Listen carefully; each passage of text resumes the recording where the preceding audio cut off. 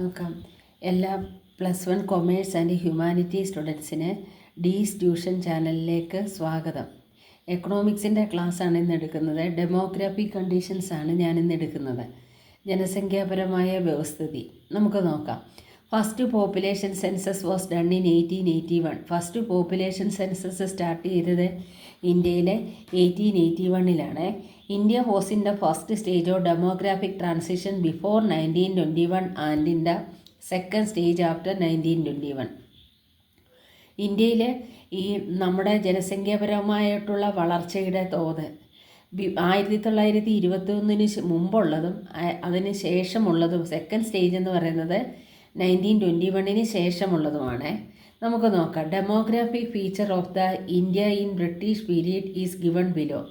ഇന്ത്യയിലെ ഡെമോഗ്രാഫിക് ഫീച്ചറിൻ്റെ ബ്രിട്ടീഷ് പീരീഡിലുള്ള കണക്കാണ് ഇവിടെ താഴെ കൊടുത്തിരിക്കുന്നത്. Very low literacy level 16% in British period, now 71%. British പീരീഡിലെ ലിറ്ററസി ലെവൽ എന്ന് പറയുന്നത് അക്ഷരാഭ്യാസമുള്ളവർ 16% ആയിരുന്നു ബ്രിട്ടീഷ് പീരീഡിൽ. എന്നാൽ ഇന്നെന്ന് പറയുന്നത് എത്രയായി? 71% ആയി. ഇന്ത്യയിലേതാണ് ഞാൻ പറയുന്നത്. അടുത്തതെന്ന് പറയുന്നത് വെരി ലോ ഫീമെയിൽ ലിറ്ററസി. വനിതകൾക്കുള്ള വിദ്യാഭ്യാസം എന്ന് പറയുന്നത് എത്രയായിരുന്നു?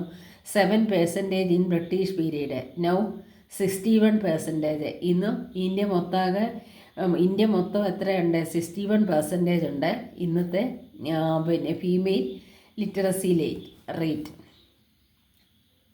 നോക്കാം.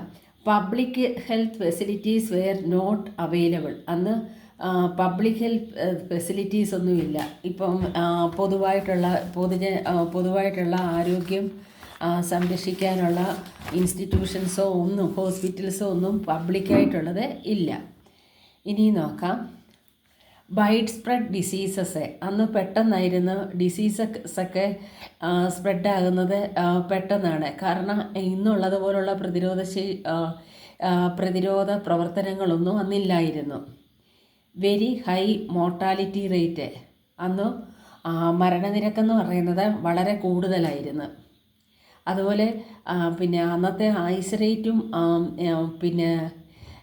മോർട്ടാലിറ്റി റേറ്റും വളരെ ലോ ആയിരുന്നു. അപ്പം നോക്കാം. Very high infant mortality rate 281/1000. ഇപ്പം 1000 കുഞ്ഞുങ്ങൾ ഉണ്ടാകുമ്പോൾ, കൊച്ചു കുഞ്ഞുങ്ങൾ ഉണ്ടാകുമ്പോൾ അതിൽ 218 മരണപ്പെട്ടു പോകുമായിരുന്നു. ഇന്ന് എത്രയാണ്? 1000 എത്ര? 43.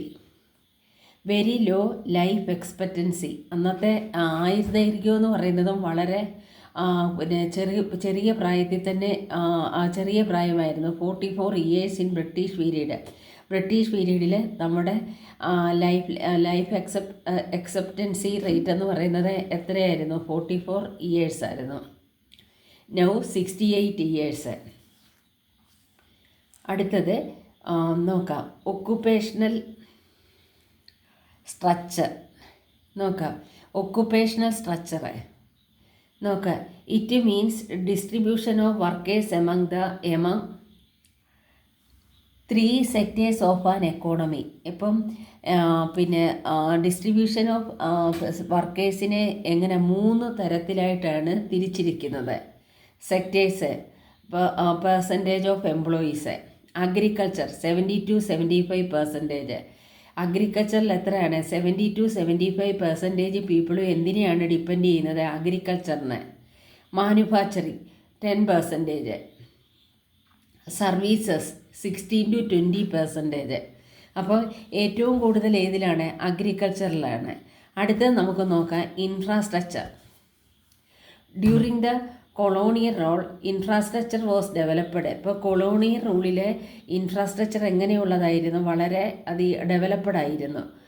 The British had their own selfish motifs in developing the infrastructure. ഇപ്പം ബ്രിട്ടീഷുകാർക്ക് അവരുടേതായ സ്വാർത്ഥ താല്പര്യങ്ങൾക്ക് വേണ്ടിയായിരുന്നു നമ്മുടെ ഇൻഫ്രാസ്ട്രക്ചർ ഫെസിലിറ്റീസൊക്കെ ഡെവലപ്പ് ചെയ്തത്. നോക്കാം.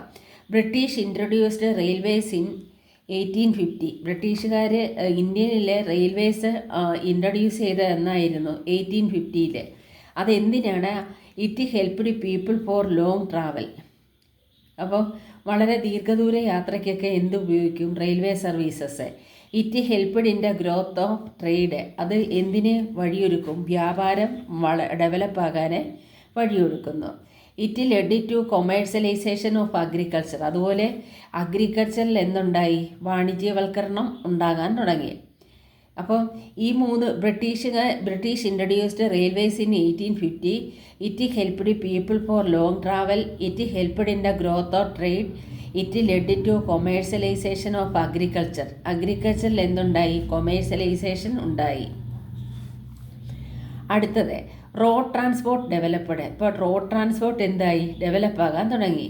Inland and sea transport are developed. അതുപോലെ പിന്നെ ഉൾനാടൻ ഗതാഗതം, അതുപോലെ സീ ട്രാൻസ്പോർട്ടും എന്തായി? ഡെവലപ്പാകാൻ തുടങ്ങി. ഇനി നോക്കാം. Post and telegraphs were developed. Post and അന്ന് പോസ്റ്റ് ഓഫീസും ടെലിഗ്രാഫും എല്ലാം എന്തായിരുന്നു? ഡെവലപ്ഡ് ആയിട്ടുള്ള ഒരു പീരീഡായിരുന്നു. Ports and harbours were developed. അതുപോലെ തുറമുഖങ്ങളും ഒക്കെ എന്തായി? ഡെവലപ്പാകാൻ തുടങ്ങി. English education was introduced. It benefited India very much. English education introduce ചെയ്തു. അത് ഇന്ത്യക്ക് വളരെയധികം ബെനിഫിറ്റ് ഉണ്ടാക്കി. ഇപ്പോൾ ഇത് ഇത്രയാണ് ഫസ്റ്റ് ലെസണിൽ നമ്മൾ പഠിച്ചത്. അപ്പം ഫസ്റ്റ് ലെസണിൽ പഠിച്ചത് ഒന്നുകൂടി ഇന്ന് പറയാം. പിന്നെ ഡെമോഗ്രാഫിക് കണ്ടീഷൻസ്, പിന്നീട് ഒക്കുപ്പേഷണൽ സ്ട്രക്ചറ്, ഇൻഫ്രാസ്ട്രക്ചർ ഫെസിലിറ്റീസ്.